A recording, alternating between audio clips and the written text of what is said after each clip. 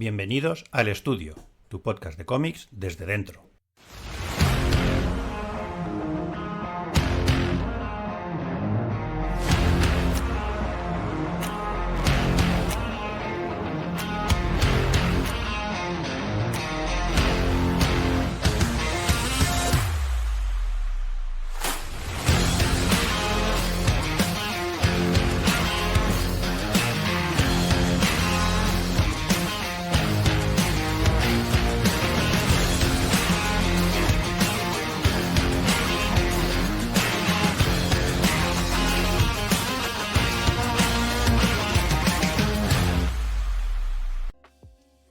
Bienvenidos y bienvenidas a un nuevo número de la serie regular del Estudio, el podcast de cómics hecho desde la trinchera. Hoy vamos a hablar de un tema que parece interesaros mucho, y es que si hay una pregunta que se repite es sobre los inicios de los miembros del estudio. ¿Cómo llegaron a ser profesionales? ¿Hay un solo camino para llegar? ¿Sirve visitar salones y hablar con editores? ¿Hay que tener trabajos locales previos? ¿Es obligatorio tener un representante? ¿Depende de la editorial? ¿Cuál es su papel? Preguntas variadas, pero que en el fondo preguntan lo mismo. Los orígenes, el año 1 de nuestros artistas. Y eso es lo que vamos a hacer, homenajear a Frank Miller y hacer nuestro año 1 particular, que también podría ser el vuestro. Y para ello, hoy estamos Daniel Acuña, que sigue junto a Rick Remender con Escape para Image y que para cuando escuchéis esto es probable que ya lo podáis comprar editado por Norma en España. Hola, Dani. Hola, bien hallados. ¿Qué tal? Bien, ahora que esto sale en vídeo y por tanto ya no soy el único que os ve trabajar cuando hacemos el podcast, voy a preguntaros cada programa en qué vais a estar trabajando, si es que lo vais a estar haciendo durante el programa. Que así la gente que os ve haciendo algo en el vídeo, pues al menos sabrá qué estáis haciendo. Vale. En tu caso hoy no estás trabajando, ¿verdad? En mi caso, bueno, no sé si hoy ya puedes trabajar, pero sí, estaba con el storyboard de Escape. Muy bien, ¿de qué número? Number, el 9. Muy bien. Escape 9. Para la gente que lo escuche en audio, que sepáis que les vemos trabajar, pero no vemos lo que están haciendo. O sea que no vais a ver en primicia el storyboard del Escape número 9, a no ser que Dani decida mostrarlo en algún momento. Pero si no, en el plano no se ve. Sí. Un papel. Ahora mismo es un papel en blanco. Venga, continuamos. También tenemos hoy a Cafu, que está trabajando en el gran evento What If del próximo verano y haciendo portadas para las series de Mi Querida Patrulla X. Hola, Cafu, ¿cómo estás? Hola, ¿qué tal? ¿Qué vas a estar haciendo tú hoy durante el programa? Pues eso mismo, estoy con el número de What If centrado en las Secret Wars y si queréis saber justo la página, empezando la página 7. O sea, ¿qué es lo que voy a estar haciendo hoy? Perfecto. Boceto, si en algún momento quieres enseñarla ya nos avisas. Venga, de momento no tengo nada, estoy a cero. A ver si... Y la página también, Cafu. Venga, vale. Ahora que hay vídeo hay que aprovechar cualquier opción para ganar a los oyentes. Para ganar audiencia. Sí. Y también está con nosotros Francis Portela, al que encontráis en Hyde Street junto a Geoff Jones y Van Reis en Image.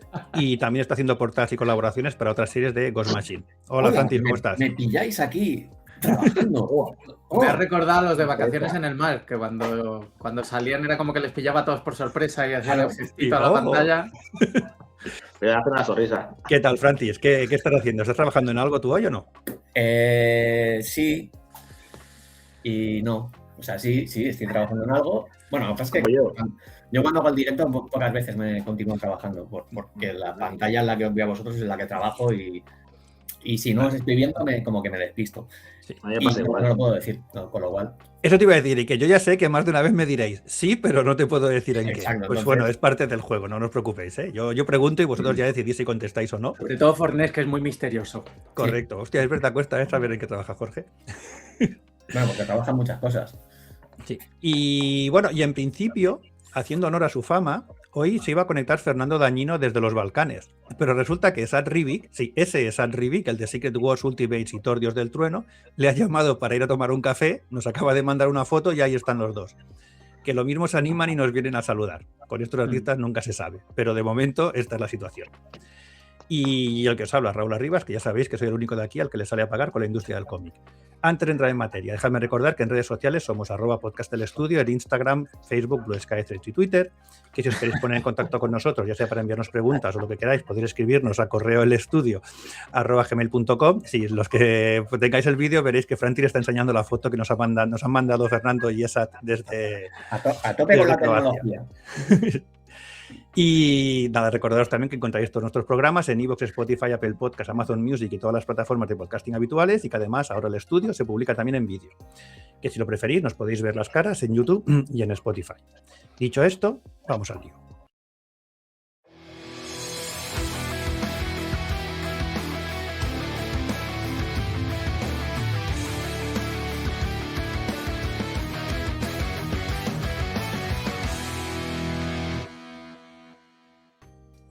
Venga, va, pues hemos venido a hablar de vuestros inicios. Pues ¿cómo habéis llegado hasta ahí? Por eso me gusta la analogía del año 1 de Miller, porque es un cómic que nos flipa a todos y que creo que es una buena manera de intentar ejemplificar lo que queremos hacer hoy. Así que, ¿quién se anima? ¿Quién quiere empezar? Explicando sus orígenes secretos.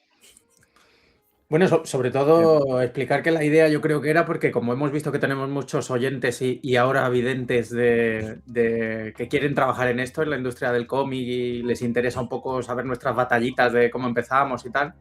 Cosa que no recomendáis, ¿no? Para empezar. Pues, somos muchos ya. Ya somos muchos. Y muy amargados ya después de tantos años. A lo mejor sí que viene bien sangre nueva, gente alegre y con ilusión. ¿No os pasa a vosotros que alguna vuelve vuestra madre o hay gente que os dice ¿a qué ayuda? Que le extraña que le ayude a uno que esté empezando o que le eche una mano o que te va a quitar el sitio? ¿Os pasa eso alguna vez? ¿Algún amigo o algo? Esto te digo que Joso me dijo una vez que no recuerdo que, no sé si fue Jesús Blasco incluso, que le dijo, cuando Joso estaba montando la escuela, le preguntó, oye, ¿ya sabes lo que estás haciendo? Vas a quitar el trabajo a todos con esto. Claro, tío. Tiro en el pie. A lo bestia. Pues venga, Cafu, vamos a intentar eso. Lo que hacer es ya dar malos consejos. Sí, claro, el espíritu de la Jose, ¿no? Vamos a intentar insuflar realidad a esa gente joven con ganas de vivir y con brillo en los ojos que quiere seguir vuestros pasos. Vamos a quitarle las ganas, vamos a quitar. Para seguir dispersándonos, que le encanta a Raúl que nos vayamos por los cerros de Úbeda, yo voy a decir que justo el año pasado, no, hace 2 años, una madre del colegio de mi hijo me presentó a su otro hijo, al hijo mayor que no va a la clase del mío, con 10 añitos, que quería trabajar de dibujante de cómics. Y para aconsejarle y tenerle como si fuera mi padawan. Pero claro, con 10 años es que es a un futuro muy lejano. Digo, voy a tener que estar acompañando a este muchacho en su evolución durante 10 años mínimo hasta... No le diste una aguantada así como el meme de Batman y Robin. Eso es lo primero. Esto no tiene futuro, plus. Si se puede compartir, Cafu, si se puede compartir, ¿qué pensaste? ¿Pensaste que puede tener futuro en el mundillo o viste su dibujo y pensaste, wow? Pues mira, creo que en el cómic americano no, pero es un chico con una creatividad de la leche que yo creo que como guionista o para un cómic más alternativo sí que se podría valer seguro. Ah, pues qué guay. El problema es lo que os iba a decir, que el resumen es que desde entonces hasta ahora el niño se ha desfondado, ha entrado en la adolescencia y ya no quiere ser dibujante de cómics. O sea que le ha durado nada. En un año se le acabó el sueño. Bueno, el final más habitual, de hecho. O sea que... Sí, pero en tiempo récord. Bueno. Pues venga, cuéntanos, Cafu. Pues mira, yo veo muchos parecidos de este chico y lo que me pasó a mí. Lo que pasa es que, claro, a mí no se me pasó la pasión ni mucho menos. Yo entré en la adolescencia y yo seguía obsesionado con estas cosas. Y cuando llegué a los 16 años, 15, 16 años más o menos, yo siempre cuento, porque esto es una pregunta que nos hacen muchísimo, que es otro de los motivos por los que estamos hablando de esto. Casi toda la gente que no sabe de cómic o que no tiene mucha idea de cómo funciona esta industria, la duda principal es cómo conseguimos entrar, cómo hemos metido cabeza para trabajar para una editorial que está en la otra punta del mundo. Y cuando yo en la adolescencia pensaba que esto era imposible, como la gran mayoría de gente, siempre cuento en todas las entrevistas y me hacen la pregunta esta de cuándo fue el clic que me hizo en la cabeza para querer trabajar de esto, fue por Carlos Pacheco. Y que, de hecho creo que lo contamos en el primer programa de este podcast, que fue por saber que había un tío, un español trabajando en Estados Unidos. No te oigo, Raúl, ahora. Perdón, que es que he tosido y me había puesto el mute y luego lo he quitado. Que digo que esto es nota del editor. Ver el estudio número 1. Sí. Claro, hay que poner la cosilla. Pero entonces, Cafu, tú solo vas lo que estás contando, solo pensabas trabajar para Estados Unidos, en Marvel y tal. Bueno, yo estaba abierto a cualquier cosa. A mí me gustaba el cómic, estaba abierto a Europa, a España o a Estados Unidos, lo que saliera. Sí que es verdad que a mí me hacía mucha más ilusión Estados Unidos porque yo la mayoría de lo que he leído es superhéroe. Pero me parecía una cosa tan complicada. Yo veía mucho más factible irte a Francia o a Bélgica a enseñar tu trabajo directamente a los editores y que saliera algo antes que con Estados Unidos. Luego resultó que no fue así. Después, Pacheco fue la figura que tuviste, decir, hostia, se puede ser una profesión, ¿no? Porque tú eras muy jovencico aún cuando lo de Pacheco, ¿no? Sabía que era profesión, pero pensaba que no era para un niño español, para un chaval español. Pero cuando me enteré de que un gaditano estaba triunfando en Estados Unidos y encima trabajando desde España, porque yo creo que me hubiera ido a Estados Unidos. No sé si mi sueño era tan grande como para haber hecho algo tan bestia como irme para allá. Pero sabiendo que se podía hacer desde España, desde esa edad, con unos 15, 16, me obsesioné con encontrar la manera en la que Pacheco había conseguido entrar. Luego ya descubrí que estaban también Pascual Ferry y La Roca y empecé pues a meter un poco cabeza en el mundillo, a enterarme de lo que eran los portafolios reviews que hacen los editores en las convenciones, incluso hablar con autores en convenciones, con guionistas que me aconsejasen, apuntarme a concursos en Europa que se suponía que si ganabas tu trabajo podía llegar a las editoriales importantes. Es como intentar meter cabeza en todos los sitios donde pudiera y ir, por supuesto, a las entrevistas del Salón de Barcelona, que yo creo que al final es lo que más les recomendaría a cualquiera de los oyentes españoles que nos estén oyendo ahora mismo, sobre todo cuando traen editores tanto de Francia como no sé si de Japón vienen, pero bueno, de Francia y de Estados Unidos, pues aprovechar y reservar una cita con ellos para poderle enseñarles tu trabajo. Pues así estuve durante unos años hasta que ya con 20 surgió la primera oportunidad, que al final no fue por ninguno de estos medios, pero sí que es verdad que me sirvió para preparar muchísimas muestras y ponerme a prueba a mí mismo, ir ganando un poco más de calidad, de rapidez, que es lo que se pide siempre al principio cuando uno empieza a trabajar en esto.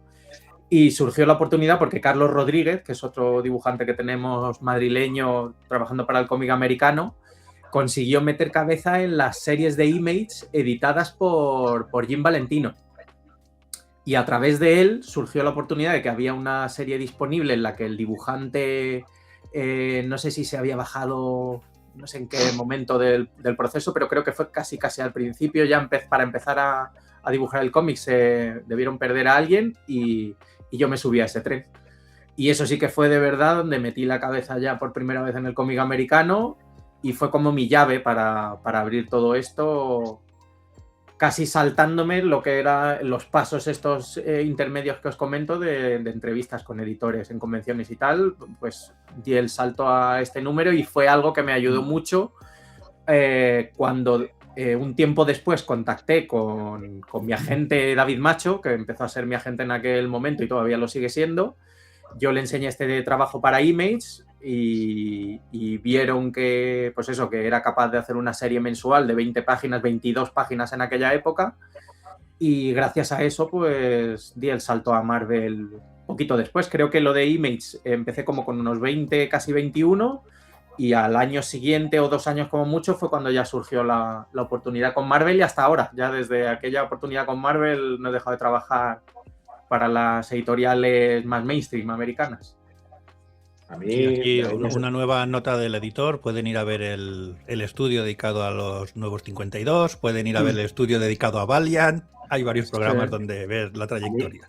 A mí David me enseñó las páginas tuyas de esa época, de Nuestra Flag o algo así parecido, y estaban muy bien, ¿eh?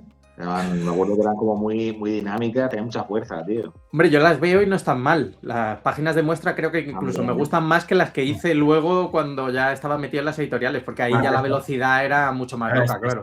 Ya pasa mucho que las páginas de muestra te las haces con el tiempo que necesites. Sí, aunque los editores te van a decir, no, tú la página de muestra intenta hacerlas en el tiempo en el que harías una página. Yo digo todo lo contrario, miente descaradamente. Hay que trapear un poco. Lo que tienes que hacer es llamar la atención todo lo que puedas y más. Claro. O sea que... Y luego cuando ya tengas el trabajo ya te enfrentarás a ello, ¿no? Ya dejarás de dormir o lo que sea para Es que al final vuestras páginas de prueba son vuestra entrevista de trabajo. Sí, total. En la entrevista de trabajo todo el mundo miente, eso se sabe. O sea que... Además, una cosa que recomendaría también a los oyentes que estén preparando carpetas y portafolios y tal, es que siempre se tiende a enseñar muchísimo todo lo que tienes y a ti todo te parece bueno y relevante para enseñar al editor. Pero es todo lo contrario, tiene que ser cuanto más reducido y más comprimido todo lo bueno que eres capaz de hacer, mejor. Y si son 5 páginas espectaculares, mejor que poner 30 en las que tuvieras más altibajos. 5 son muchas, yo diría 3 como mucho. Sí, porque muchas veces los editores van mirando echando leches, entonces tienes que llamarles la atención en un segundo y que eso sea lo que... Porque Dani, tú cuando viste las páginas de prueba de CAFU no os conocíais, claro. No, yo digo, este tío será un viejo ya, bueno, este nivel, era un viejo. Bueno, tu carrera puede que dependió de Dani en aquel momento. Si Dani igual dice, pues vaya puta. Bueno, y puede que de Francis también, porque yo también las vi. O sea, de hecho, te vi a ti antes.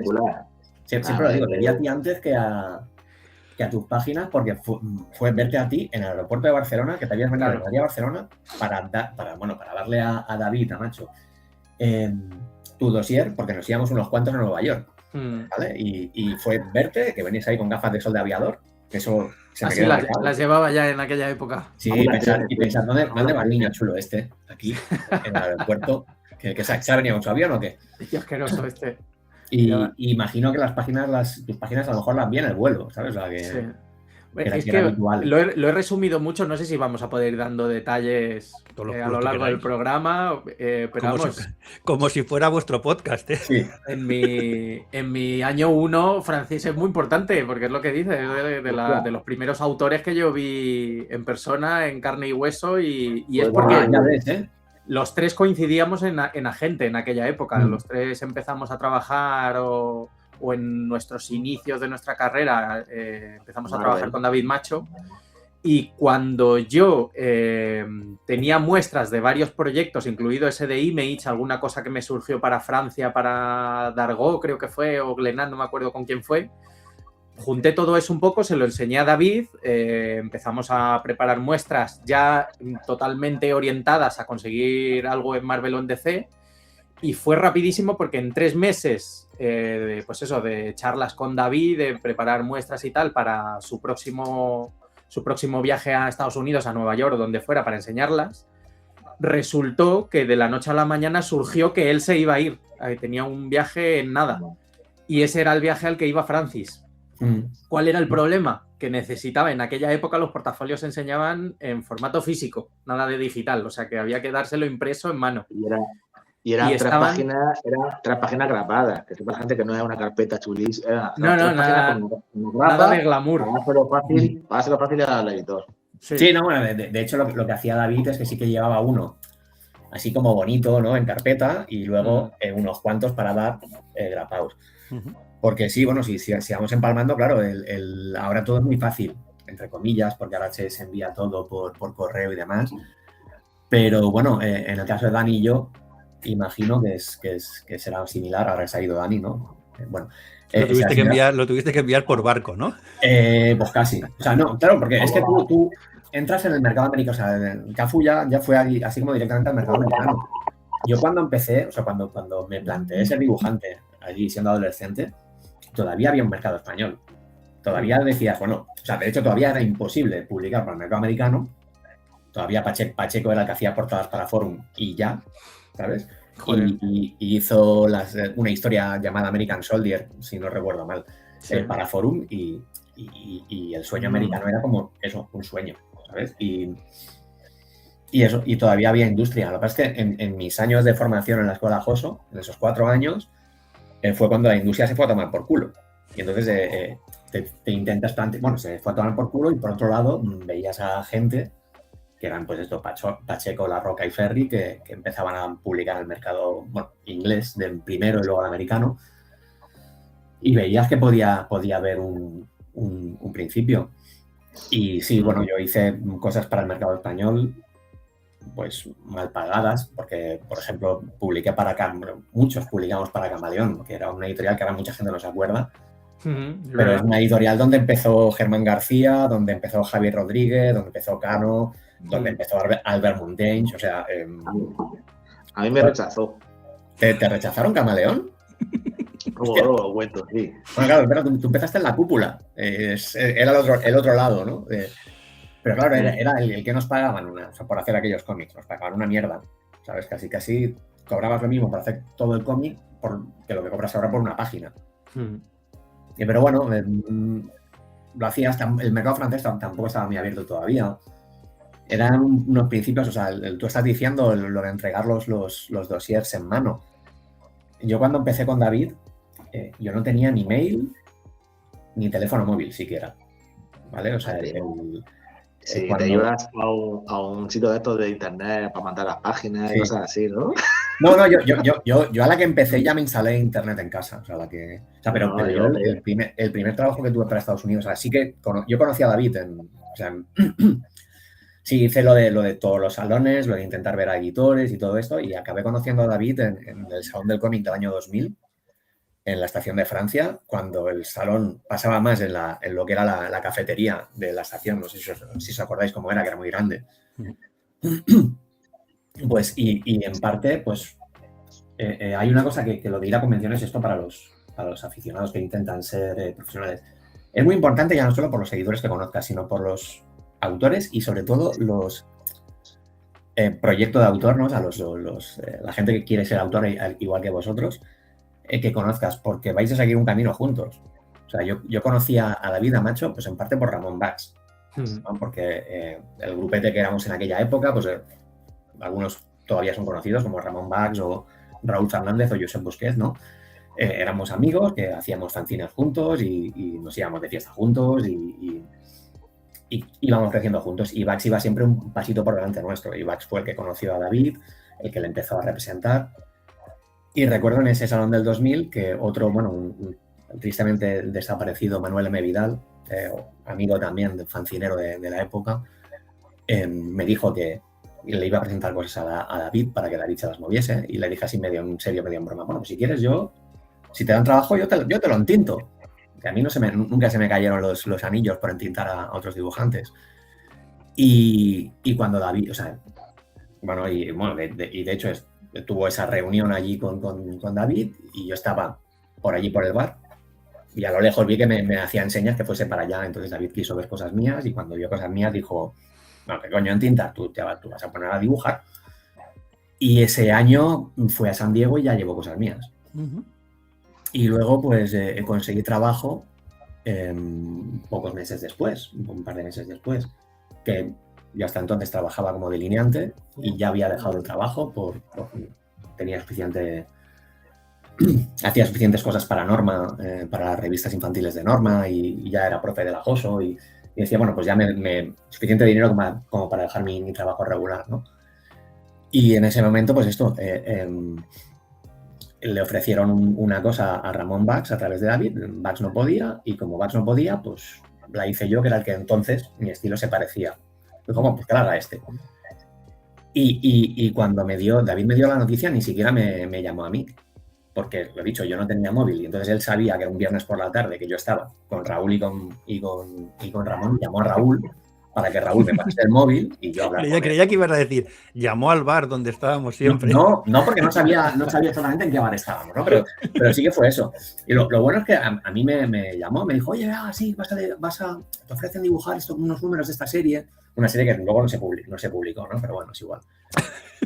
Y mi respuesta fue, sí, bueno, vale, de acuerdo. Y le pasé el teléfono a Raúl. Y David se quedó diciendo, o sea, por lo que me dijo Raúl después de, hostias, ¿no se ha emocionado ni nada? Y Raúl le dijo, no, bueno, es que él es así como muy serio. Y en realidad ya estaba tan acostumbrado a las hostias que te van dando que dices, hasta que no lo vea, hasta que no te lo en las manos, no me lo creo. ¿Sabes? O sea, esa es la historia. Luego, pues sí que fue, ¿no? O sea, que mira, algo es algo. Más que algunos en ese momento no entramos ya tan con la puerta abierta como Cafu directamente a Marvel. Ahí entramos a través de Dark Horse, a hacer cositas ahí en historias cortas de Star Wars y cosas así. Bueno, pero es que Dark Horse en los 90 era, obviamente no era como Marvel y DC, pero Dark Horse en los 90 tenía mucho tirones, ¿eh? No, y en esos principios de los 2000... Bueno, sí, bueno, exactamente, pero me refiero, sí, o sea, en aquella época, hostia, a través de esas franquicias que tenía, como Star Wars o Buffy, Cazavampiros, por ejemplo. Era un poco como un oasis, ¿no? Con la crisis de los 90, sí, Marvel y DC. Se hacían cosas muy guays. Sí, yo me compraba bastantes cosas de Dark Horse. Y Cafu, empecé en pesetas. En ese año 2000 todavía... Eso me parece espectacular. Todavía el cambio de dólares pesetas todavía estaba ahí. Sí. Yo recuerdo haber hecho un book para Dark Horse con Hellboy, con Ultraman, Buffy. Sí, los de Alien tenían cómics de Aliens también súper chulos. Yo hice unas páginas de muestra de Buffy, pero luego no me dieron nada. No. Yo solo portada, rollo ilustración. De interior no. Hasta que no estuve con el macho, no hice páginas de prueba. ¿Y cuál fue tu camino, Dani? Entonces, ¿cuál es tu año 1 particular? A ver, yo empecé, claro, nosotros somos... Lo que se puede explicar, ¿eh? Lo que se puede explicar. Porque te estamos viendo ya dudando de entrada. No, hombre, ya desde muchos años ya. ¿Desde dónde cuento? Yo empecé en el fanzine.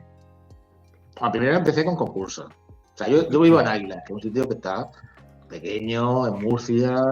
Entonces, pensar en los cómics era una cosa pues, muy atrevida, yo nunca soñé en esa época con trabajar para Marvel. A mí eso era una cosa como era algo imposible. Yo no sé nada. Yo llegó un momento en que decidí dedicarme a esto y mi objetivo era vivir dibujando cómics y vivir haciendo mis personajes si era posible. Poco a poco va aspirando poco a poco cada vez más. Entonces mi aspiración no era trabajar para Estados Unidos, era empezar, como ha dicho Francis, en esa época, pues en España aún se movían cosas, entonces era trabajar en España. Entonces, ¿hubo un momento en el que, porque has dicho, decidí como ser profesional, ¿hubo algún momento en que tú recuerdas en ese momento es cuando dije, no, voy a ser profesional de esto, o lo voy a intentar como sea? Era adolescente y un momento en que decidí que mi vida tenía que ser el dibujo y el cómic. El dibujo en general, porque digo, seré capaz de hacer un cómic entero, que son 20 páginas, repitiendo el mismo personaje, no sé qué. Entonces yo no tenía claro, pero sabía que me quería dibujar a esto porque digo, yo es que nací para esto, ¿para qué me voy a dedicar a otra cosa? Ya ves. Que nació para esto. Y recuerdo que mi primer cómic hice uno de Terminator 2, es un cómic así, una página de Terminator 2. Empecé ya yo mismo a estudiar anatomía, porque esto, mucha gente... Pero de Terminator 2, pero para ti. O sea, no es porque no es un encargo. Yo iba al instituto. Vale. Yo sabía dibujar de memoria Schwarzenegger. Y lo normal que era una parte y decir, quiero hacer un cómic de esto. Empecé... ¿Eso lo tienes? Ostras, para enseñarlo. No, bueno, no sé ahora, pero... Alguna cosa de esa época tengo seguro en la carpeta que tengo ahí. Si cuentas algo, lo puedes montar, sí. Exacto, si cuentas algo, lo ponemos en redes, que tiene que estar guay. Y vosotros igual, también Cabo y Francis, si tenéis cosas de cuando erais aún gente... Bueno, yo tengo un montón, Raúl, porque yo desde los 15 años, casi 16, empecé con el fanzine Maníaco.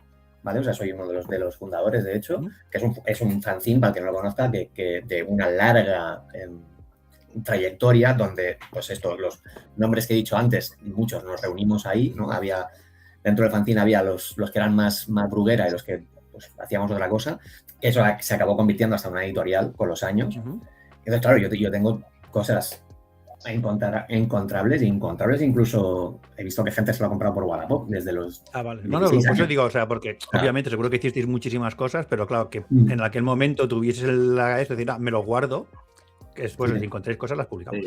Tengo carpetas por ahí llenas de esos dibujos y algunos he encontrado con los años. Ya te pasaré alguno, ya así de mediados de los 90. Y yo juraría que tengo las páginas de muestra de las que hablaba Acuña antes. O sea que también te las pasaré por ahí. Alguna de los 4 fantásticos me parece que tenía. Muy bien. Claro. ¿Y cómo has dicho que se llamaba eso, Francis? ¿Le fanzine? A Maníaco. Ostras, es un mítico eso. Claro. Maníaco. Claro, pues en el maníaco yo estaba desde el principio, luego con los años acabó entrando Busquets, acabó entrando Bax, Iván Sarnau, que también es conocido, Ricardo Peregrina, que también es muy, muy conocido, Jali, Jordi Cañiza. Hubo una serie de gente que pasamos por allí, que muchos de ellos pues hemos tenido carrera profesional, si no es en una dirección es en otra, ¿no? O sea... Sí, o sea, y tengo que decir que el fanzine era como siempre era el hermano tonto. Digo el hermano tonto porque empezamos con fotocopias muy cutre, claro, de lo que podíamos, ¿no? Y siempre había, en el entorno de la Joso, siempre había otro fanzine que era como más molón, ¿no? Cuando empezamos había uno que se llamaba Croquis, que era así como más molón, pero nosotros continuamos. Después había uno que se llamaba Llavero, en el que yo también estaba, que era como mucho más molón, porque había gente buenísima.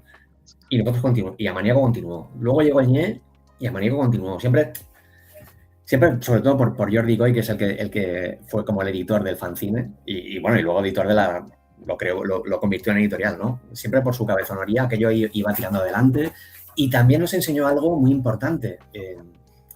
Al contrario que muchos otros fanzines, nosotros teníamos una periodicidad y teníamos unas fechas de entrega, que era cada 3 meses. Pero bueno, eso ya te enseñaba a organizarte, ¿no? A organizarte tu tiempo, porque... A entregar, ¿no? Tener en la cabeza que había que entregar. Claro, no sé tú, Dani, pero o sea, yo también, desde el principio, luego quiero ser dibujante, pero en casa los papis dicen, está muy bien, chaval, estudia algo de verdad y por lo que sea... Claro, dibuja, ¿no? Pero búscate una profesión. Yo siempre he alternado el dibujar con estudiar y hasta eso, y hasta un trabajo de verdad, ¿no? O sea... Mira, si puedo dar más detalles para enriquecer mi historia de origen.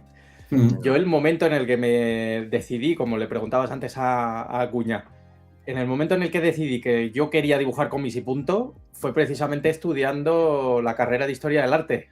Primero Historia del Arte, que mi madre se emperró en que yo tenía que tener carrera también, que luego ya veríamos lo del tema de los cómics, cómo salía. Y elegiste la que tenía mejor salida profesional de largo, ¿no? Sí, bueno, para enriquecerme. Era o Bellas Artes, o Arquitectura, o Historia del Arte. Dije, ¿con cuál voy a llevar una vida de más opulencia? Pues venga, Historia del Arte. Y empecé primero, y según iba avanzando el curso, yo me di cuenta de que yo no iba a aguantar ahí 5 años. Y yo estaba con una ansia por hacer algo en cómic. Digo, estoy aquí perdiendo el tiempo, pudiendo estar en casa, matándome a dibujar y preparando muestras, y moviéndome por salones y todo lo que hiciera falta para conseguir el trabajo. Y duré medio curso. Tengo la carrera de Historia del Arte, la dejé a mitad del primer curso.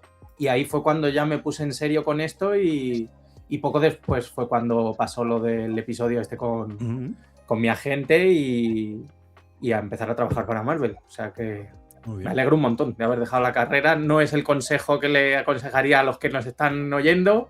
Cada uno tiene su camino, pero a mí en concreto me fue bien así y me fue rápido hasta conseguir el primer trabajo, pero podría haber estado años arrastrándome sin conseguir nada. Sí, es verdad que tuve suerte. Dice Bellas Artes no me ha servido de nada, en realidad, para esto. Bueno, en lo técnico sí. Para tener un título, lo técnico, bueno. Hombre. Pero para hacer cómics, bueno, esto hay mucho de autodidacta para aprender, o sea, el hacer una carrera o tú y tal, hasta cierto punto. Pero tu estilo, Dani, entonces, cuando estabas empezando, ahora nos sigues explicando, todos tus orígenes, cuando estabas empezando, ¿tu estilo ya era como el de ahora? ¿O crees que eso viene influido por haber estudiado Bellas Artes? Porque, de hecho, eres el más pictórico, ¿no? Eres el más Bellas Artes de todo. Yo muy pictórico, yo. No sería como es si no fuera por Bellas Artes, yo creo, Acuña. A lo mejor parecido, pero... Yo, lo que te estaba diciendo, ¿no? Yo he decidido que quiero ser dibujante y empiezo yo pues, a estudiar anatomía por mi cuenta. En mi caso, yo iba al instituto a estudiar anatomía y mi referente, como siempre, ha sido Corben. Corben hacía colores y hacía todo. Entonces yo me tomaba el aprender la profesión, ¿no? Pues eso, anatomía, la tinta, cómo se hace la tinta y el color también. Yo siempre he tenido el color presente. Entonces, la Bellas Artes ha sido una consecuencia. Es decir, si yo quiero aprender, yo quiero pintar, luego también pues mi madre me apuntó a un típico curso que había aquí de pintura. O sea, yo siempre tenía contacto con la pintura y en esa época y el cómic. Y luego en los 80 y principios 90 había dibujantes como Senkevic que mezclaban las dos cosas. Eran pictóricos, y eran pinturas, y eran cómics, bueno, que yo, mucho antes lo había, como Fernando Fernández o Segreyes y tal, ¿no? Entonces yo ahí me gustaba eso. Y digo, ¿qué estudio yo para ser, ¿no? ¿Qué tengo que estudiar? Y no sé si fue una entrevista de Josep María Bea o de García López, no me acuerdo de quién era. Igual no era ninguno de los dos, era Segreyes o algo así, que habían estudiado Bellas Artes y controlaban mucho de color. Yo dije, o la Joso, que en esa época ya existía la Joso. No, Francis, la Joso, ¿cuánto tiempo lleva? La Joso empezó en el 82. Joder, entonces era o la Joso o Bellas Artes. Y yo decidí, bueno, además me decía, pues Bellas Artes, que te dieran las licenciaturas y tal. Pensé que Bellas Artes me daría una formación más completa. Pero la parte de cómic no la toqué ahí en Bellas Artes, claro, ha sido aprendizaje de uno mismo. Claro. Hay mucha parte de aprendizaje de eso, de aprendizaje siempre en esta profesión. Yo la Joso, también es verdad que cuando yo fui no había los cursos que hay ahora, ¿no? La hice en paralelo al instituto, ¿eh? O sea, yo estudiaba delineación por un lado, la Joso por otro, y cuando acabé yo también hice una carrera, pero no guays como las vuestras. Bueno, no guays. No como las vuestras. Yo hice ingeniería técnica de obras públicas, ¿sabes? O sea, mucho más útil. Que vaya puentes nos hemos perdido. Sí, o sea, hay unos puentes y unos acueductos que lo flipas. Entonces, sí que yo tenía en mente lo de pintar los cómics. O sea, mi estilo, yo en ese momento ya formé mi estilo como un conjunto, de lápiz, tinta y todo conjunto. O sea, desde joven desde joven te lo pintabas todo y siempre lo hacías acabado.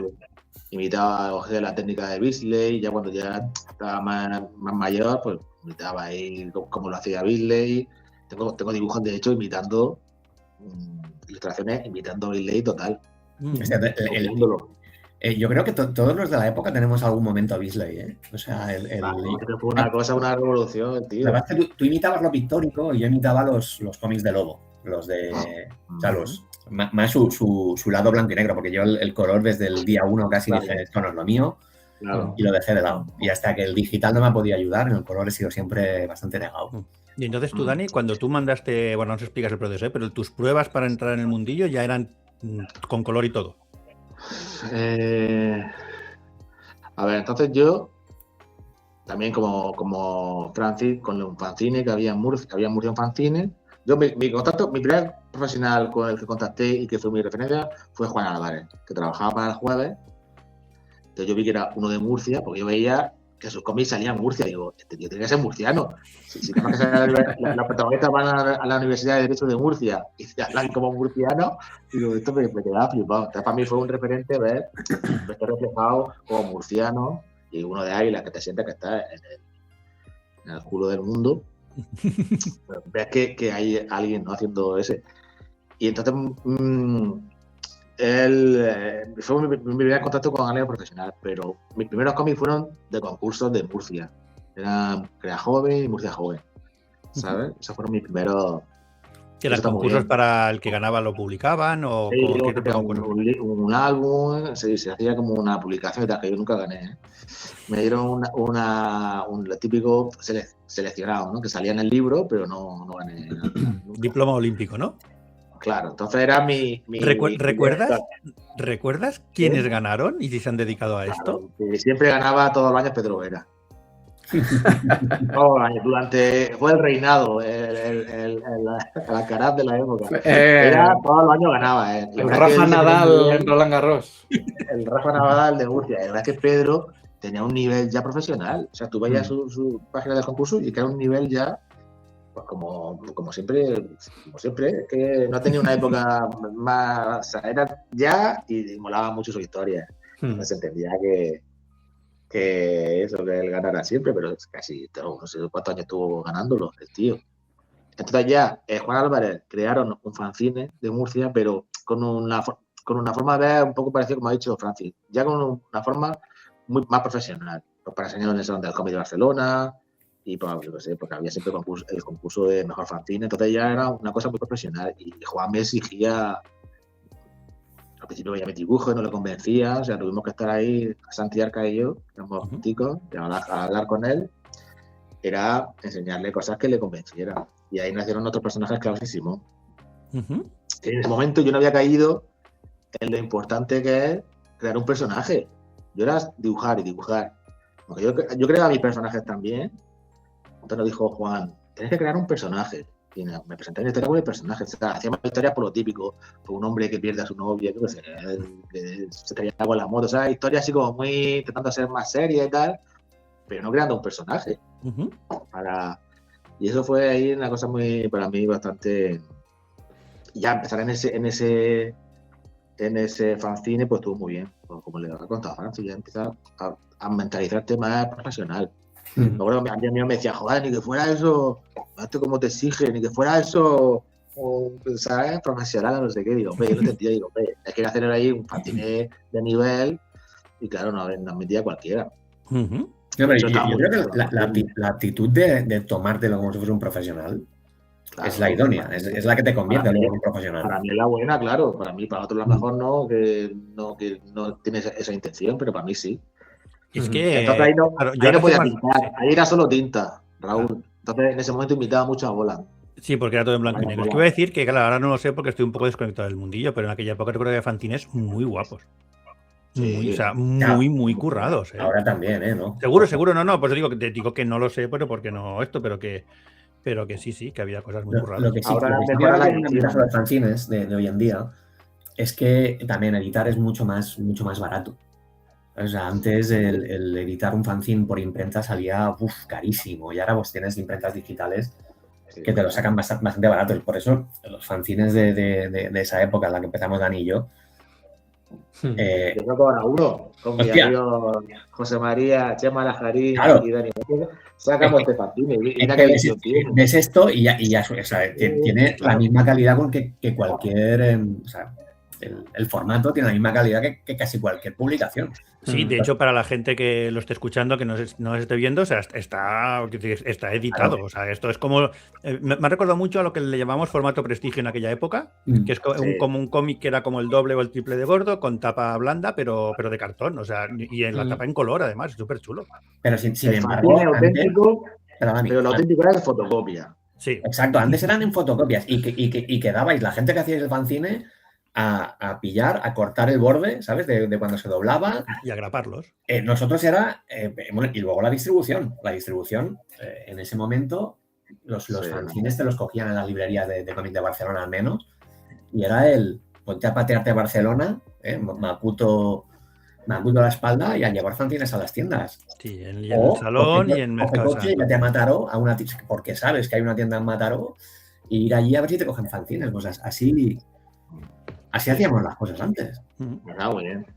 Y entonces yo ya, en un momento en que Santi, acá, de ahí creamos Claudio y Simón, porque nos dijo Juan Álvarez, yo en ese momento me dio por dibujar payasos, así en plan snob, no sé, payasos así, ¿sabes? Como luego Klaus. Y era la época de Parque Jurásico también, entonces me dio por dibujar muchos dinosaurios ahí por todos lados. Y eso ya estaba ya en la universidad. Y dije, pues, el de broma, por decir, el de broma, qué inocente. Dijo, pues si cogéis un payaso esto y un dinosaurio y lo hacéis de colega, y ya está, algo así. Y Santi y yo nos miramos. Esto era con el porro los dos. Los dos ahí. Venga, vamos. Entonces, yo creo que la pondría Juan cuando le ofrecimos una historia con un payaso y un dinosaurio. Y diría, pero que era un ejemplo.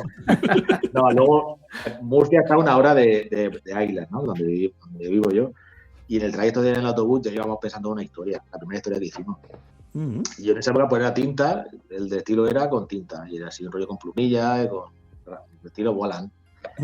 Y yo notaba con la fotocopia, digo, ahí cuando hacíamos el fanzine ahí con fotocopia, a todos les queda bien el dibujo y a mí me quedaba siempre mal.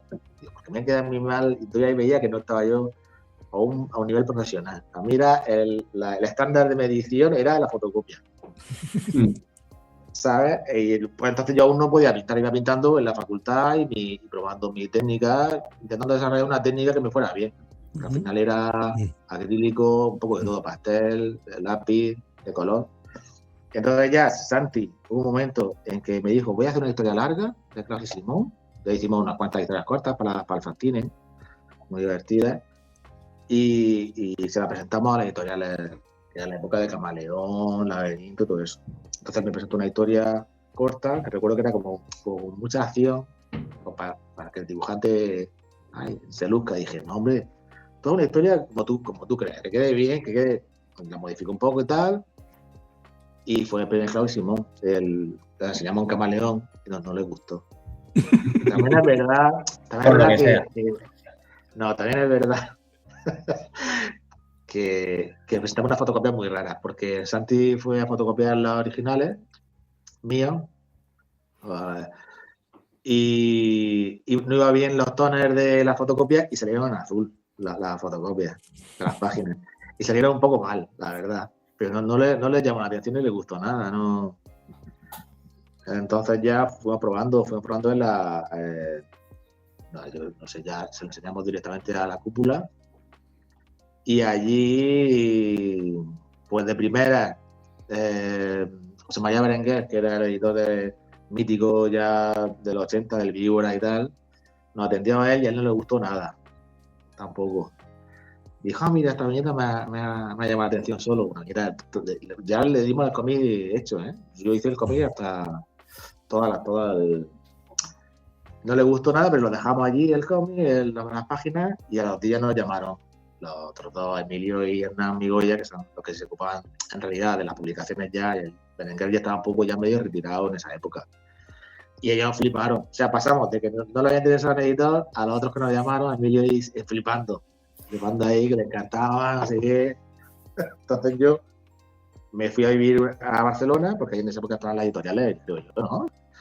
En los finales del 90, el 98, así, las editoriales eran sobre todo catalanas. Bueno, de hecho, históricamente la mayoría de editoriales estaban en Barcelona, ¿no? ¿Sabes? O sea, y la mayoría de dibujantes, al menos al principio de su carrera, se venían a vivir a Barcelona porque, claro, bueno, igual que los actores se van a Madrid, ¿sabes? O sea, un poco lo mismo. Es lo que había. Yo fui allí y Santi vivía allí, Santiago vivía allí, y bueno. Y ahí, claro, yo no había tenido contacto con dibujantes, como yo, nunca, ¿sabes? He tenido a mi amigo pues, Chema, a Jarín, que también como yo, tal, pero dibujantes, tú lo has contado antes, mira todos los dibujantes que estaban allá en Barcelona. En claro, sí. Además, es que pasaba que tú querías ser dibujante y te acababas juntando pues con la gente que quería ser dibujante. ¿Sabes? Con la gente de más o menos tu edad, que tenía la misma... tenía la misma línea de futuro, más o menos, ya te digo, porque hay algunos que tiraban un poquito más al humorístico, otros queríamos tirar más a algo más americano, pero que la salida del americano tardó en pasársenos por la cabeza hasta finales de los 90, casi nadie se lo planteaba, Tampoco está mal tener en tu currículum que te vinieron Daniel Acuña y Santi Arcas y les dijiste, mira, no me gusta, no valéis. Es importante decirlo. Es importante decir que no te lo van a decir muchas veces. Por eso digo que, ostras, claro, ya no es que vaya dos llegasteis y pues mira, no lo veo. Sí, pero también es el vaya dos llegasteis cuando teníais 20 y pocos años. No. Que no estoy diciendo como una crítica al que lo dio, sino precisamente por lo que decía Dani, o lo que comentáis para la gente que se quiera dedicar.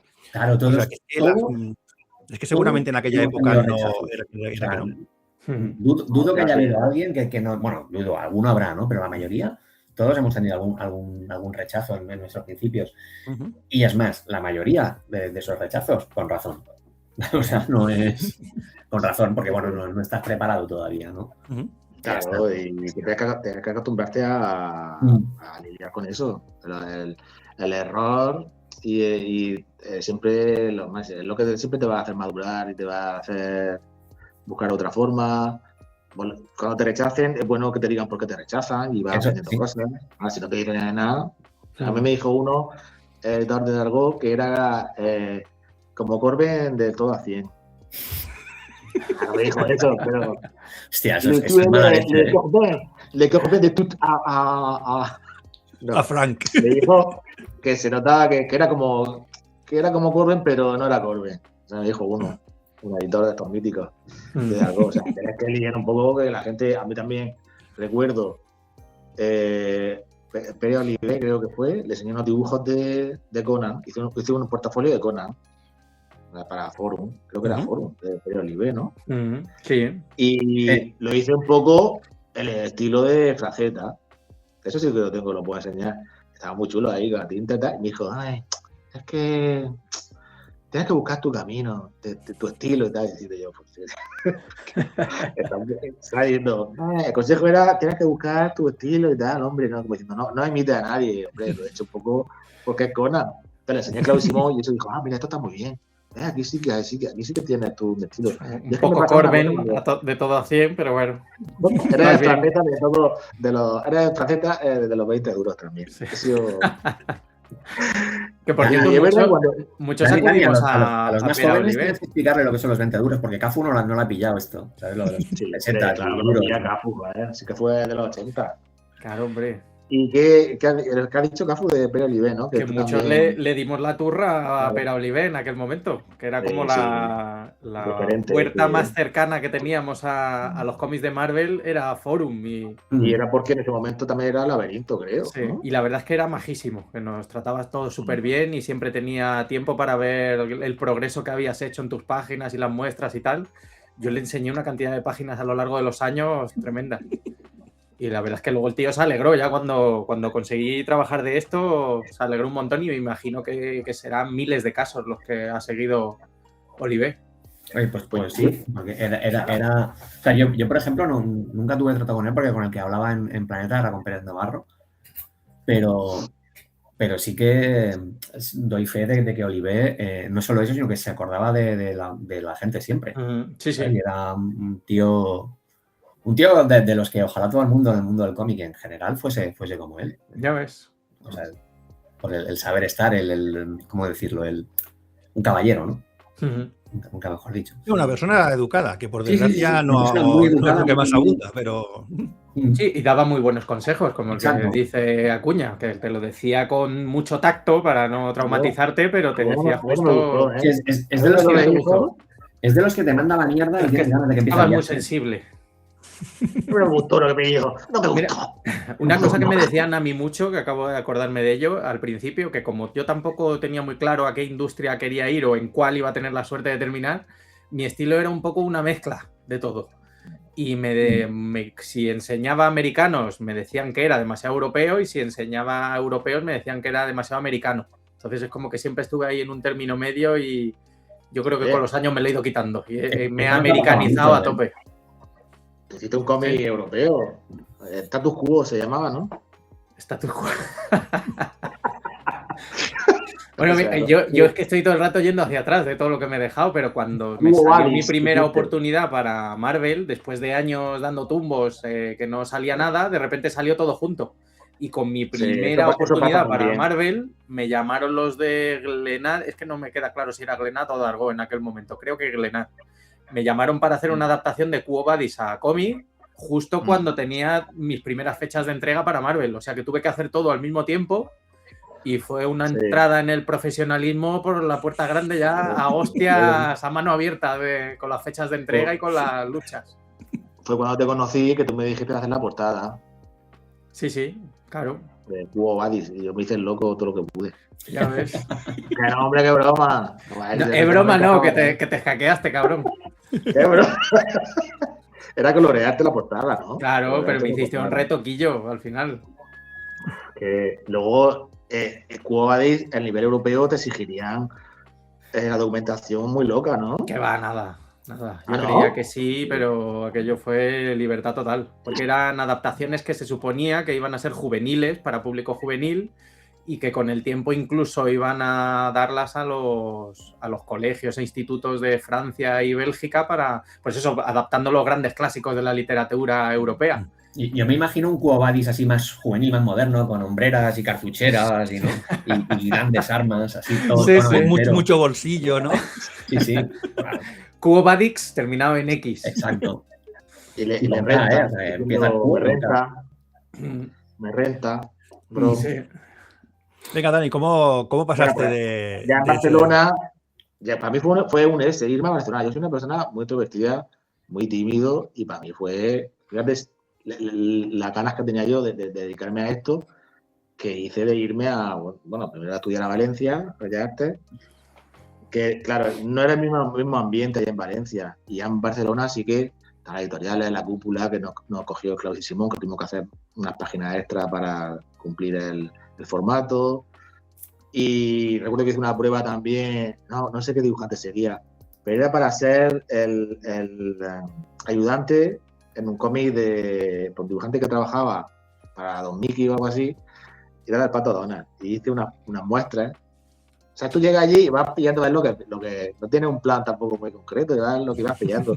Hice unas pruebas como del Pato Donald, pero no me lo ocurre mucho y me quedó fatal con mi estilo. Cuando tú trabajas para Don Mickey y tal, ahí sí que son muy exigentes con un estilo muy Disney, muy fluido, y nada, ahí no. Y como tú no fuiste a Disney, Disney fue a ti 20 años después, ¿no?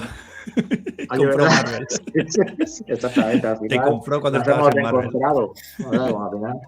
Y recuerdo también otra cosa en Barcelona, que fue algo así. Bueno, Norma de repente también, pues te enteras, claro, viviendo allí en Barcelona, y hubiera estado aquí en Águila, pues no me hubiera enterado de estas cosas, pero estando en Barcelona, pues me enteré que Norma hacía de agente para cosas para DC. Y presenté unas páginas de muestra de DC, que esas también las puedo enseñar, muy chulas, pero bueno, mi estilo no era. Y no supieron ver que yo, por lo que sea, no supieron ver mi... No supieron apreciar tu talento, ¿no?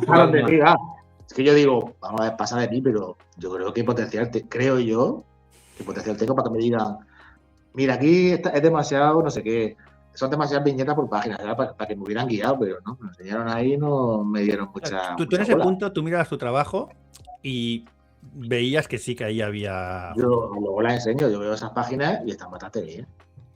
Digo porque normalmente la gente suele ser como muy, o sea, demasiado autocrítica. Tú eres capaz de ver que ahí eso estaba bien. Eres autocrítico, pero hasta cierto punto también. O sea, yo siempre tengo un nivel de sentimientos, si no vas a ningún lado. Mira, tengo un dibujo mío de las tortugas ninja en Instagram, que lo hice con Plastidecos, que fue una de las materiales que yo manejaba, que parece casi una foto. Y yo tenía ahí, no había ido a lo mejor a la universidad aún. Yo tenía un nivel ahí bastante... Luego, cuando haces páginas es otra cosa, ¿no? Porque al principio empiezas a controlar mucho la figura humana, vale, pero luego sale un coche y sale el coche ahí fatal. O los fondos, a la perspectiva se te va un poco. Al principio, yo he visto mi evolución como se va nivelando mi nivel de la figura y del fondo, y todo va teniendo el mismo nivel. Y entonces, lo de Batman, se una página de Batman que se peleaba con Superman o el detective marciano. Y me acuerdo que es una época cuando Adam Hughes, que aquí le vamos a mandar un saludo a Adam. Sí, señor. Un beso muy, muy grande. Y fue una influencia en esa época brutal para mí. Para mí, para Immonen, Immonen. Qué pillo. Infravalorado. ¿Infravalorado por qué? A ver, por todos vosotros, cabrones. ¿Por qué dices aquí llamamiento a los editores que le den una oportunidad a ese comentario. Hace referencia directa a uno de nuestros primeros programas, el de Artistas Infravalorados 1.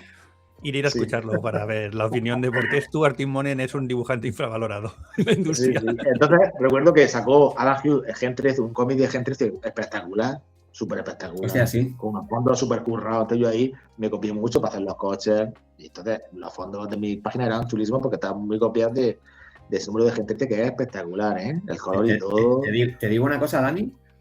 He copiado también de ese número en concreto. He copiado naves, he copiado fondos, he copiado ropa, he copiado de todo. Tú veías esas páginas y todo estaba muy... No había nada descuidado. Que salían unos coches y tal. Pues tenían unos coches súper bien dibujados, una síntesis muy chula, como te hacía el cristal de la luna del coche, y era todo espectacular, la verdad. Entonces yo me quedé ahí copiando un poco ese rollo. Y nada, pues ahí no hubo suerte, pero sin embargo Norma sí que me cogió para hacer ilustraciones. Yo iba por mi lado, pues trabajando mi lado de ilustrador. Una serie como erótica italiana que se llama Scorpio, que también lleva toda la vida eso, publicando cosas. Y hice como 2 o 3 ilustraciones así, de chicas así muy graciosas. Veo que Dani no está ahorrando en detalles de su año 1. Sí, bueno. Yo voy estamos viviendo en directo. En tiempo real. Hemos venido, esto es en tiempo real. Dando idea, hombre. No, a mí me parece perfecto. O sea, vosotros esto... Claro, hay que llenar minutos. Cosas que no me acordaba. Cosas que no... Además que está guay. O sea, es que entender eso, entender el cómo se llega ahí por caminos. Porque además, lo digo ahora porque ha coincidido que vosotros tres, ahora supongo que Dani, tú llegas a ese punto también, al final entrasteis con agente y con el mismo agente. Sí. Pero, por ejemplo, tenemos gente como Jorge que no ha tocado a un agente ni con un palo. Quiero decir que, o sea, al final... También siempre digo una cosa, es muy diferente cuando entré yo.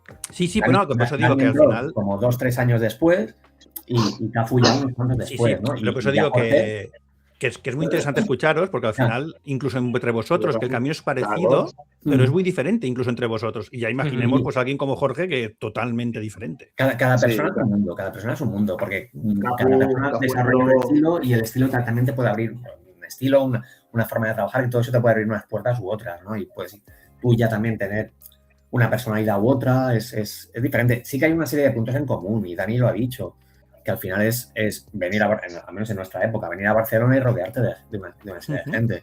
Y en Barcelona había como un montón de subgrupos de dibujantes. Sí, también. Pero por ejemplo, Cafu, él o sea, nunca ha cambiado el sitio de vivir. Por eso digo que incluso en vuestra trayectoria, que es parecida, sí, hay grandes diferencias. Por eso que la gente sepa que incluso con otros miembros del estudio es que es radicalmente diferente. Pero por ejemplo, la diferencia entre Cafu y yo es que yo cuando empecé con David estaba empezando. ¿Vale? O sea, David era un novato todavía también. Y cuando Cafu entró, ya estaba sentado. Y las bases de nuestra oleada, ¿no? Que para Cafu es la tercera, porque José Luis García López en sí es una persona que hizo una gran ola, ¿no? Yo aquí, por lo que veo, me paso discutiendo el día con el resto del programa. Y yo, pues, te voy a lanzar pullas porque me divierten. Yo lo digo siempre, ya estaba más desentado y por eso él tampoco tuvo esa necesidad. Bueno, Dani y yo sí que entramos al mismo tiempo en la agencia. Aunque Dani llevaba muchos más años que yo, pues toda la historia, la odisea esta que ha contado, esto... Bueno, pero claro, Dani mismo... Está contando, aún no ha contado. Está contando. No nos precipitemos. Yo lo digo siempre, Francis, que gracias a vosotros ya sentasteis una base de los representados por el macho, muy seria y de ser dibujantes muy preparados, que responden a la fecha. Entonces, eso, el Cafu y yo lo recogimos, esa cosecha. De hecho, otro de los detalles que quería añadir a mi historia, que al final no terminé de contarlo, fue que cuando yo le preparé las muestras a Macho para llevárselas a Estados Unidos, era de un día a otro, o sea que su avión salía al día siguiente por la mañana. Y la única manera de entregarle ese portafolio físicamente en mano era que yo fuera a entregárselo. Entonces cogí un avión esa madrugada, me fui a Barcelona. Y eso lo explicaste, creo, en el programa de convenciones. Hoy estamos haciendo 1000 referencias. Creo que sí. Lo he dicho al principio del programa este. Sí, pero aparte de esto, lo explicó más en detalle también en el programa, creo que en el de convenciones. Sí, puede ser, porque tú, Francis, explicaba que os ibais a Nueva York, a Filadelfia o algún sitio así. Nos íbamos a Nueva York en ese viaje. Y Cafu explicó esa parte. Claro, suya. Y yo fui allí a entregárselo a David en mano, pasé al aeropuerto, claro, que era, yo creo, la única manera de que yo pudiera pasar y entregárselo a ellos sin que ellos perdieran tiempo para subir al avión. Y yo vi a Francis y a otro grupo de dibujantes de la agencia y pues yo les vi ya como si fueran estrellas del rock, les vi a todos así sentados. Yo los recuerdo como si fueran unos putos cracks todos. Digo, madre mía, esta gente ya está dentro de la industria, qué suerte tienen, qué envidia. ¿Fue en el 2007?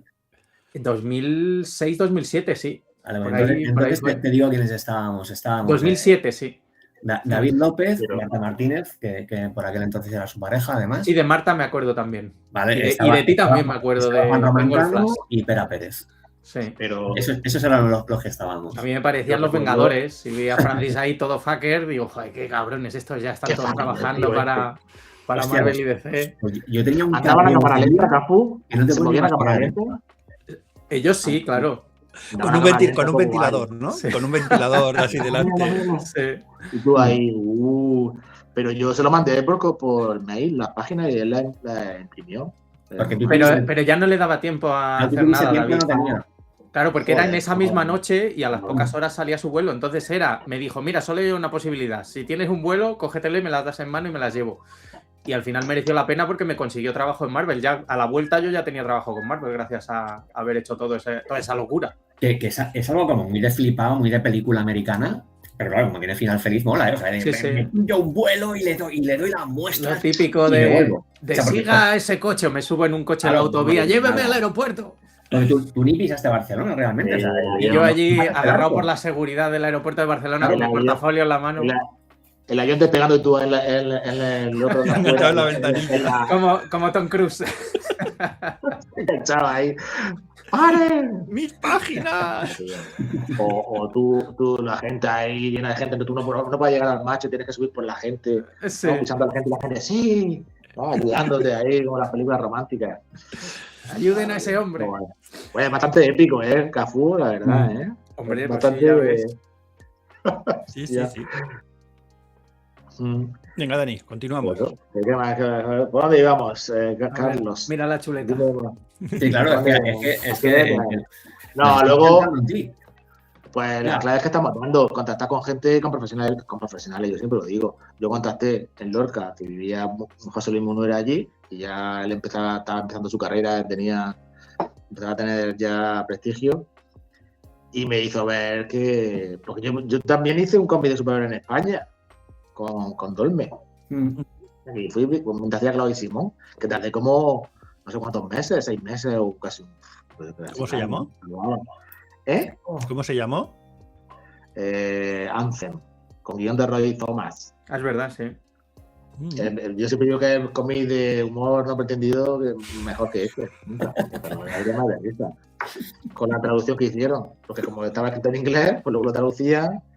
Y un personaje que era sureño, pues aquí lo hacían. ¿Qué podemos hacer si es sureño? Pues andaluz.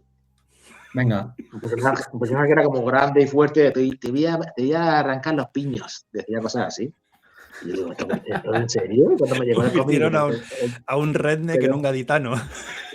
¿Pero esto qué es? En plan, te voy a dar una piña que te voy a saltar todos los dientes. Así escrito así, en plan, y va. Y yo un poco ahí hice una portada yo pictórica. Era para pegarse de risa, y era una americanada de cómic. Y nada, pues luego decidimos Santi y yo presentar Claudio Simón a Francia. Todo ha sido gracias a Santi, ha sido como mi motor. Tú ibas a rebufo, ¿no? Y era la época de que en la Joso, bueno, la época, igual lo harán aún, pues se iban todos los años a Angoulême. Angoulême ahí en ese momento era, bueno, en el momento ahora también. Sí, era el centro para ir a hablar con los editores. Ya ves, la meca, totalmente. ¿Pero también con los de Estados Unidos o era para hablar con los europeos allí? Yo era para con los europeos. Mi objetivo era trabajar para Europa. Vale. Y me acuerdo que en ese autobús iba Munuera también. Llevaba un montón, ¿no? Tú también irías a Francia en ese autobús a Angoulême, de hecho, y creo que ya lo hemos comentado también por aquí en alguno, yo te conocí ahí, ese Angoulême te conocí a ti. ¿Ah, sí? Sí, o sea, te conocí a ti porque yo ya conocía a Santi y nos encontramos en algún momento por allí y eso, y charlando con Santi. Francis, has conocido a Cafo en un aeropuerto y a Dani en un autobús, Sí.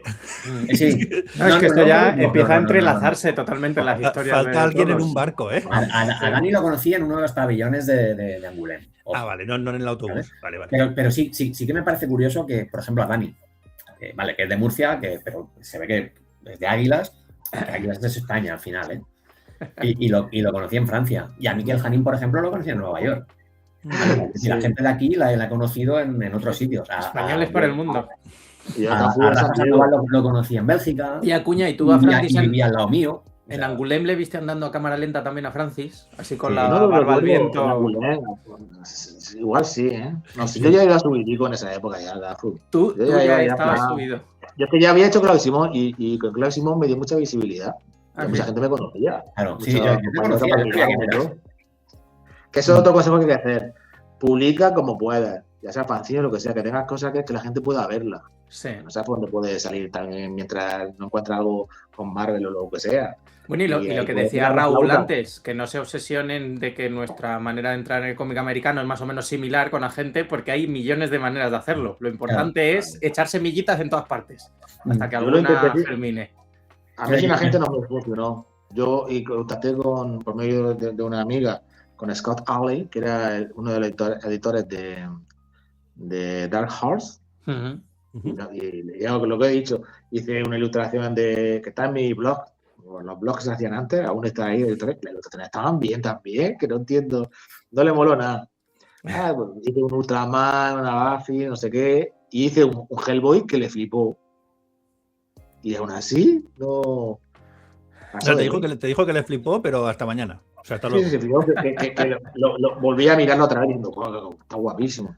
Que también está en mi Instagram ese Hellboy, el Hellboy que sale así. Y nada, ahí tampoco, nada. Yo enseñaba cosas y no conseguía nada. Yo estaba en un momento ya un poco desesperado. Me flipa. Que pegó con el portafolio en la cara. Venga, hala, guapo, date una vuelta. ¿Te refieres a ese Instagram, Dani? También hay que entender una cosa. Desde el que troleas.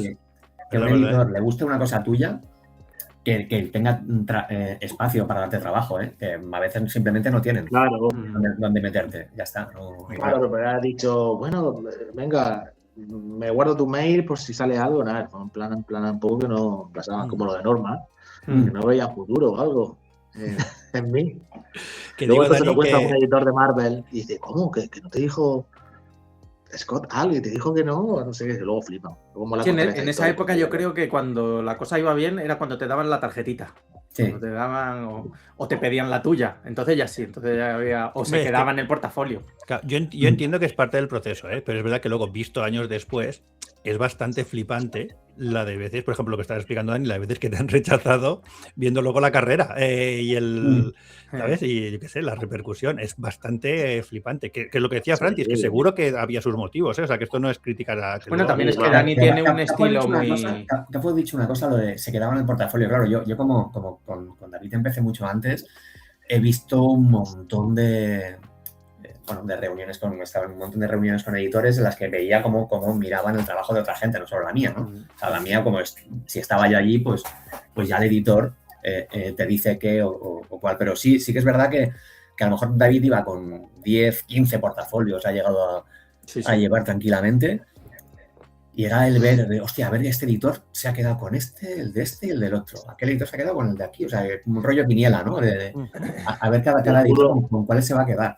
Y aún así... El culo apretado, ¿no? Tampoco te quería decir nada, Íbamos todos andando como pingüinos a la vuelta. Sí. Que mira, otra anécdota que tengo yo de esa época de enseñar portafolios a editores, a lo mejor lo he contado ya también, que estoy ya como un abuelo batallita, todo el rato repitiendo lo mismo. Cuando estuvo aquí Bruno Redondo, me dio mucha pena no haber podido estar en ese programa, porque juraría que esto se lo he contado, pero si no lo hubiera hecho ahí en el programa. Y es que aquí en España, no sé si en Barcelona o en Madrid, en la fila de gente enseñándole portafolios a un autor, guionista o editor, no sé quién era, estaba Bruno. Estábamos los dos súper jóvenes ahí. Yo creo que yo ahí no tenía ni 20 años, debía tener 17 y 18.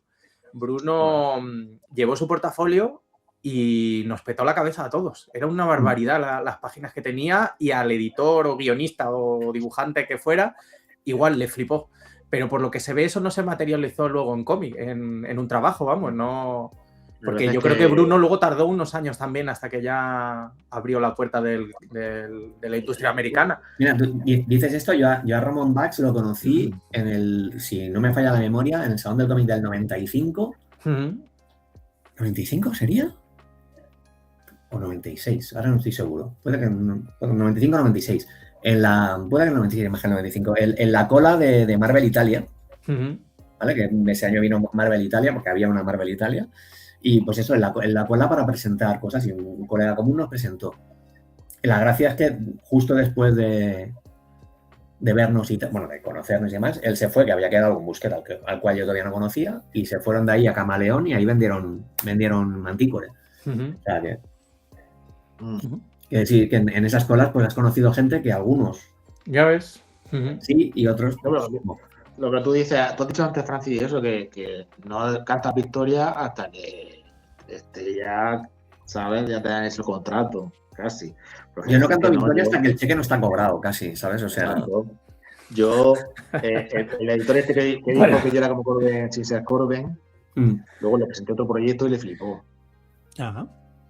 Pero luego no se materializó. Nos pidió, yo se lo presenté con Santi Navarro, ese proyecto.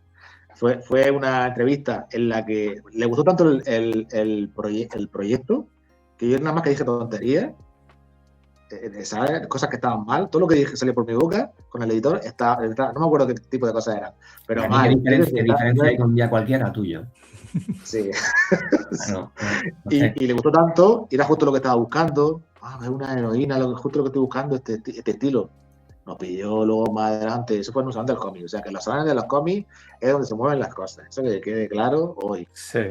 Y o sea, que es muy importante ir a enseñarle moverte, trabajo a los Sí, editores. incluso ahora mismo. Yo, mira, si tienes presupuesto ilimitado y tiempo, al que ya está preparado para entrar en el cómic americano, le digo que se vaya a Nueva York, a la convención de Nueva York de cabeza.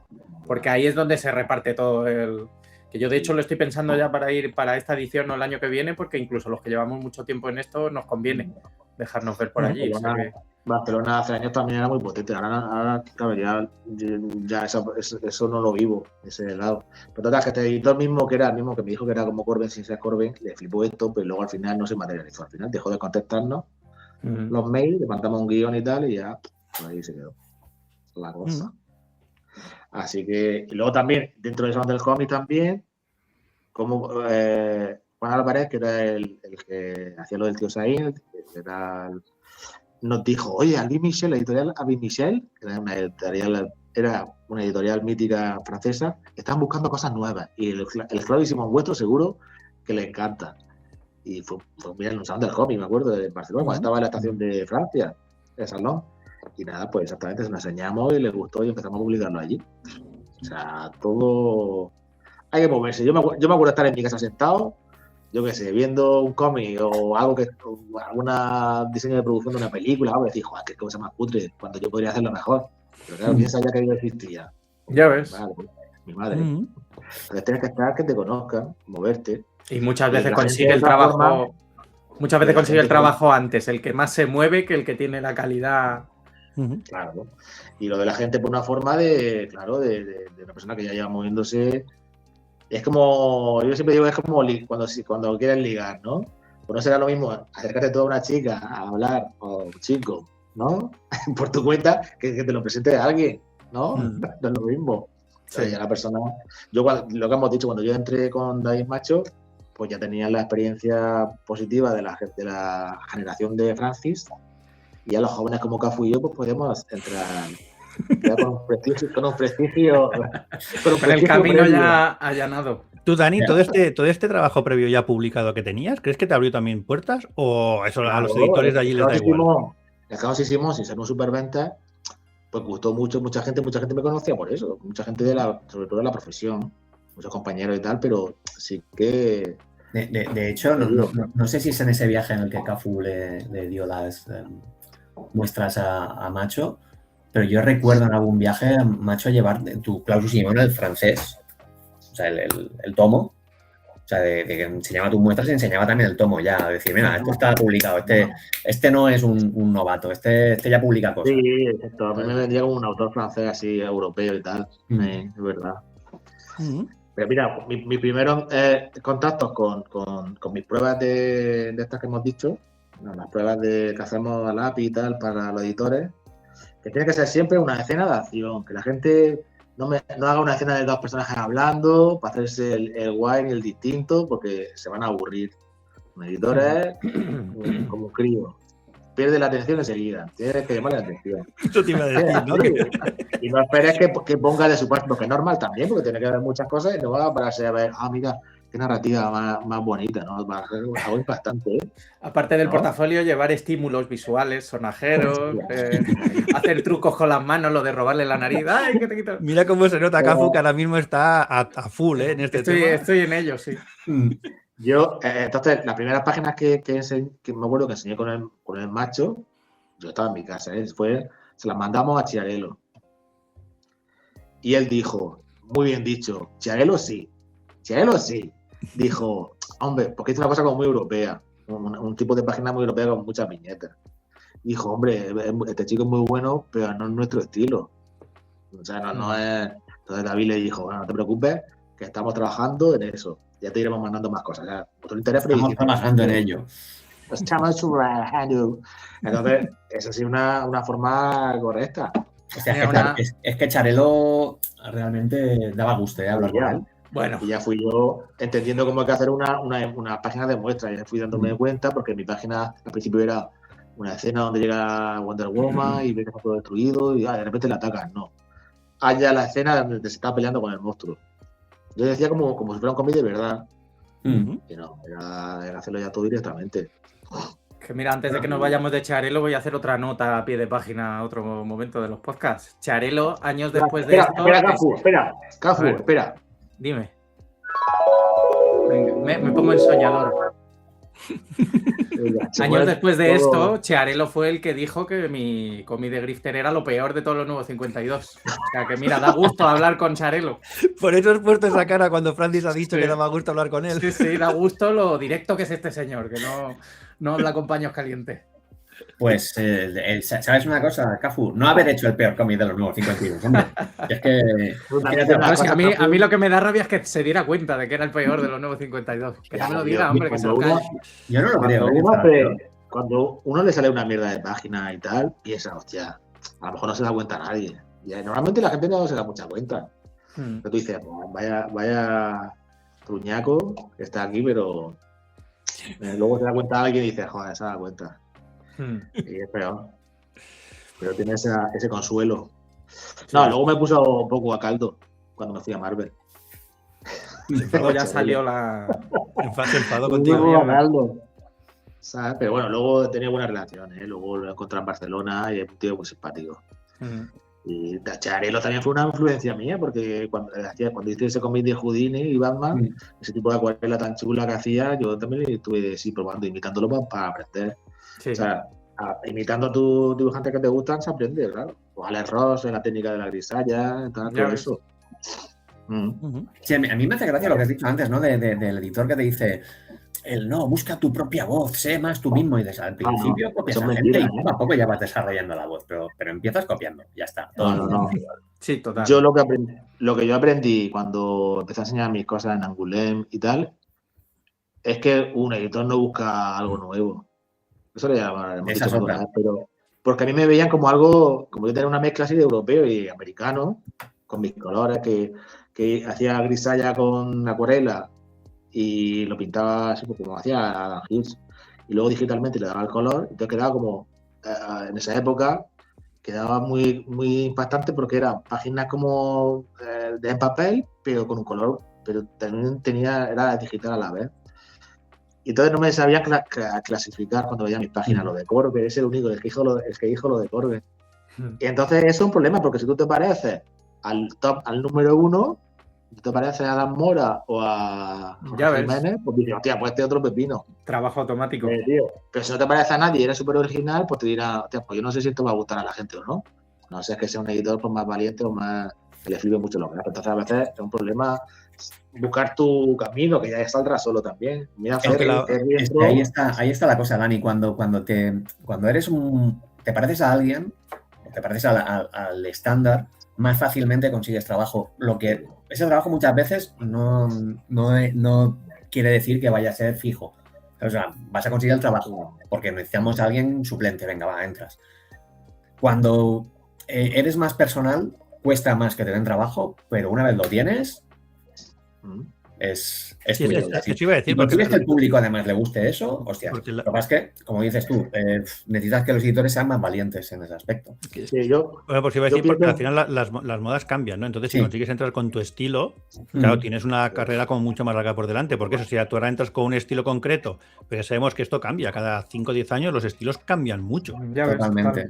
Entonces, si tú estás como muy encasillado, claro, si eres uno de los top de ese estilo, sí que al final, claro, los estilos cambian, pero el que es top es top.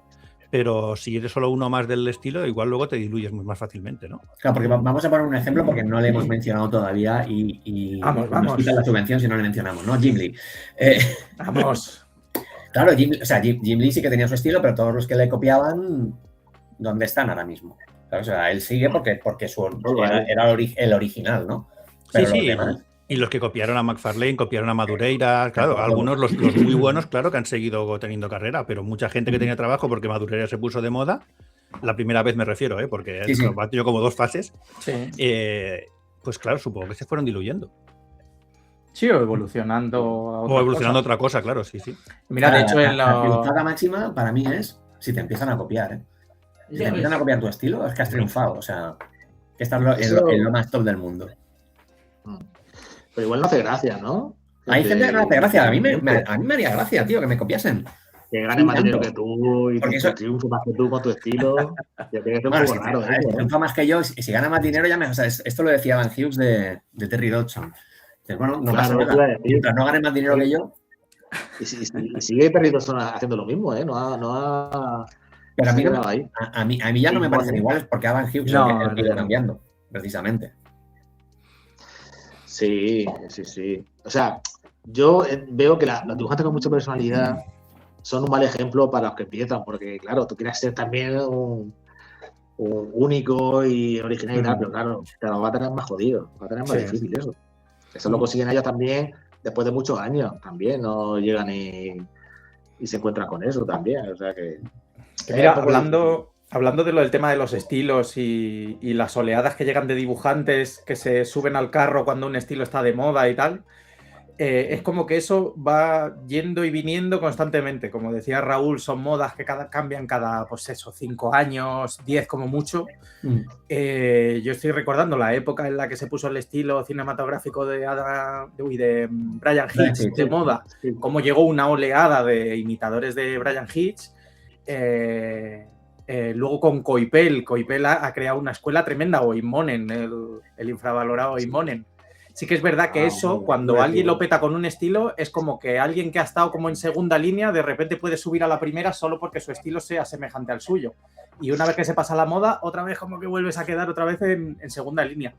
Y siempre tiene uno esa tentación de adaptarte a lo que se está haciendo. A mí ahora mismo me tienta hacer lo que están haciendo dibujantes como Jorge Jiménez o Dan Mora, pero para mí no es natural. Entonces es como que siempre tienes esa duda de apuntarte al carro actual o esperar hasta que vuelva a llegar una ola que te recoja a ti con el estilo que estás haciendo. No siempre apuntarte, Cafu. Por ejemplo, has dicho Brian Hitch y en ese momento... con Brian Hitch haciendo Ultimates en Marvel, nos pedían un poco que narrásemos de esa forma, aunque tuviésemos nuestro estilo. Sí, la narración fuese así, ese rollo tan cinematográfico, tan todo viñetas apeisadas. Por cierto, me lo estoy pasando de puta madre porque en el What If que estoy haciendo de las Secret Wars es sobre qué pasaría si en las Secret Wars no se hubiera destruido el universo Ultimate. Entonces estoy dibujando a los Ultimates de Brian Hitch y tengo que imitar su estilo de aquella época con las viñetitas de borde negro y tal. Sí, qué guay. Y estoy disfrutando como un niño pequeño. Pues suerte. Que me lo estoy pasando cojonudo, hombre. Si a mí eso es lo que me gusta. Esto es un revival. Y pocas viñetas por página, ¿no? O sea, que esto también se agradece. Sí, todo apaisado, todo panorámico, con bordecito negro y súper currado los fondos y tal. No, eso ya no. Ah, no, sí, entonces, claro. No haces aquello cada personaje pequeñito que esté haciendo algo diferente, ¿no? No, estoy intentando seguir con mi estilo, pero claro, adaptándome a lo que a mí me gustaba en esa época, que es mi cómic favorito. El cómic de aquellos años es el que más me gustaba en diferencia. Como ha dicho Cafu, es inevitable a veces que te llegue alguna... que te afecte la ola, lo que se lleva y no te cale de alguna forma. O ya sea narrativamente o la forma de hacer los fondos, lo que sea. Siempre hay algo que te influye un poco. Bueno, pues no sé, creo que ya hemos hasta aquí. ¿Qué os parece? Algo que se quede. Yo creo que hasta aquí hemos hecho un muy buen año 1 de vuestras carreras. Ya nos pensamos un año 2 en algún momento. Yo he hecho muchos años. Yo he puesto como 10 años. Año 25. Hay que guardar material, que este podcast tiene que durar. Hay que moverse y nada. Y no desesperarse y seguir siempre mandando tus páginas. Y el contacto personal es importante también en los salones. Totalmente. Y ahora no es tan difícil. Exacto. Yo solo, como recordatorio final, a los que se quieren dedicar, recordad que a Santi Arcas y a Daniel Acuña los iban rechazando impares durante años y mira, algo de carrera han hecho. Acabó bien la cosa, sí. No hay Muy bien, pues eso, pues muchas gracias. Hasta aquí este programa del estudio. Esperamos, como siempre, que os haya gustado. Recordad que desde hace algunos programas también os encontraréis en formato vídeo en YouTube y Spotify, además del formato audio habitual en todas las plataformas. No olvidéis suscribiros, seguirnos en redes para que no os perdáis ningún programa. Hasta la próxima. Adeu.